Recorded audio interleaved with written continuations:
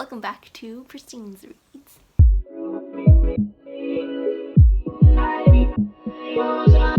Hi guys, I really don't know why I'm chewing gum. That's usually all I have to say. Lame. Okay, anyways, today I am reviewing Frindle by Andrew Clements, and this was a viewer requested review. Shout out to Vivi Carias who asked me to review this. So yeah, sorry this took so long for me to do. It took me a while to order, it took a while to get here, and then I read it like 2 weeks ago, but then I had some videos planned out already, so I'm doing it this week. So yeah, don't be mad at me. Let's jump straight into it.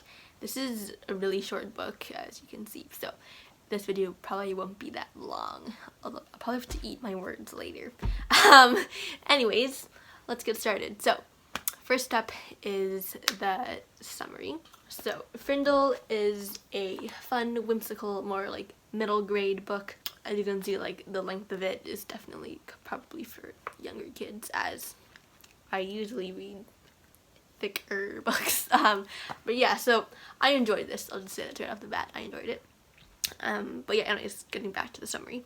So this story centers around Nick Allen, who was just an ordinary 5th grader. Well, he's starting 5th grade at his school, and he's always kind of like a little troublemaker. He likes to take his ideas to the next level, if you know what I mean. He just likes to have fun in his classroom with his teachers and his friends. Although, you know, the teachers might not take it as fun sometimes. All is going great for Nick until his first day of 5th grade. He has a new teacher for his language arts, and her name is Mrs. Granger. She is rumored to be like a total grump, and she like is a dictionary fanatic. Like, she keeps the one on a huge pedestal for all her class to see, and tells them all to get one so they have one to do with at like homework and stuff. And so Nick tries like all his usual tactics to try and get his teachers to like have more fun. But Mrs. Granger isn't gonna fall for any of that, and Nick thinks this is really gonna put a wrench in his, you know, have fun in his 5th grade last year of elementary school. Kind of, he needs a new plan, one that he hasn't tried with any other teacher before. And after he learns in class one day an interesting little piece of information about how words are created, he derives a new plan of action. He's gonna try to get like everybody in his school to use this new word that he invented. And this word is Frindle, and he's trying to make it so that like you don't call a pen anymore. It's a Frindle. So yeah, that's a pretty crazy plan. But Nick's word does start to catch, and soon everybody in his school is using it.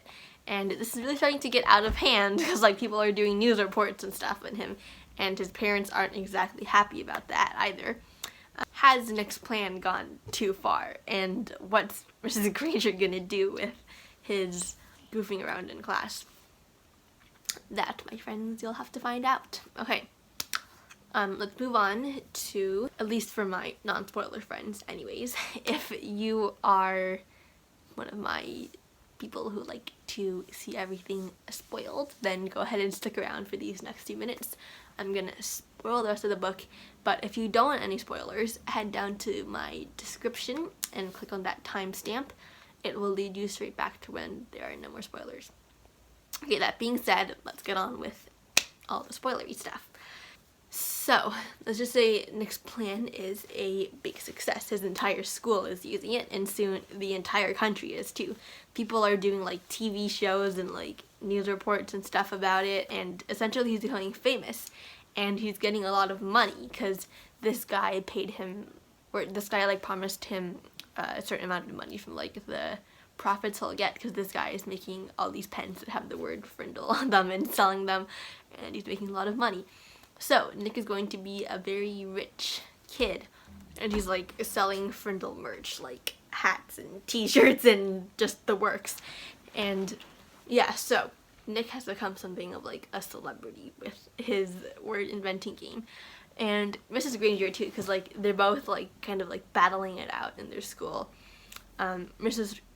Granger makes her students, like whenever they use the word Frindle, she makes them stay after school for detention and write like 100 times, I think, with a pen. And she makes them write the sentence, "I am writing this sentence with a pen," over and over and over again.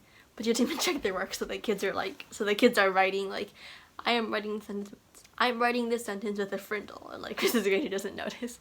It's kind of funny. But kids, don't do that to your teacher, okay? That's not something I would recommend doing. Yeah. So, what's the end of the story, you may ask?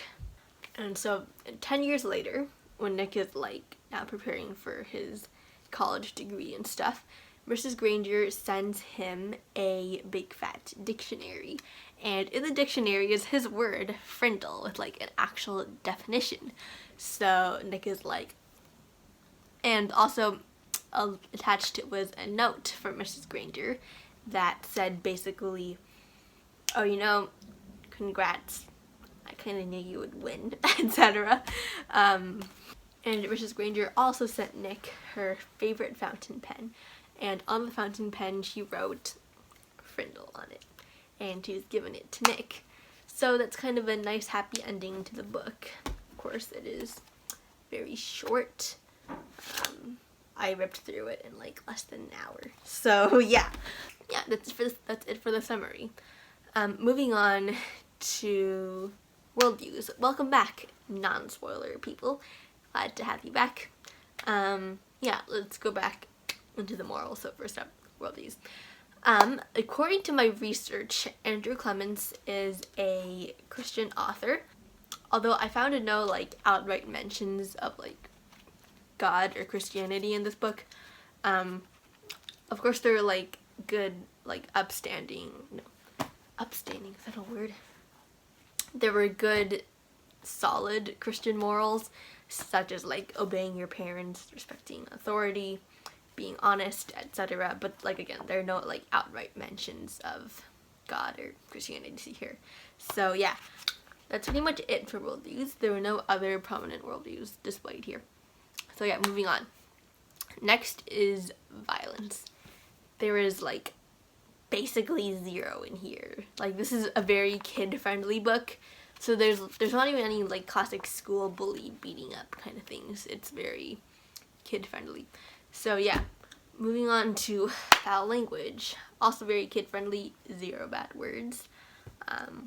Yeah, nothing really.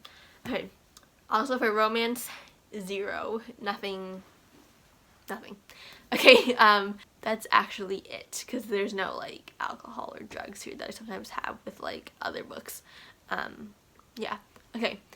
Moving on to my rating recommended age level. So I'm gonna rate this one 4 stars. I enjoyed it. It really illustrates like the power of words and like how they can be used for good or bad. So yeah, it's a good life lesson. However, it was like the reading comprehension level is definitely a lot lower than I'm used to, because like I read like thick novels and stuff. So this is definitely more on the middle grade end of the spectrum, which is why I'm gonna give it a 8+, which is why I'm gonna give it an 8+ recommended age level.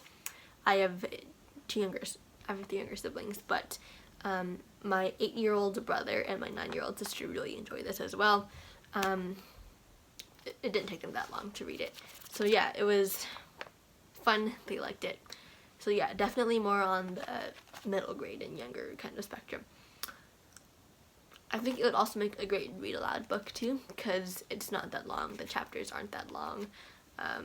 And so I enjoyed it. It was a very fun, engaging story. However, like I said, it was definitely like the reading comprehension is definitely a lot lower than what I'm used to.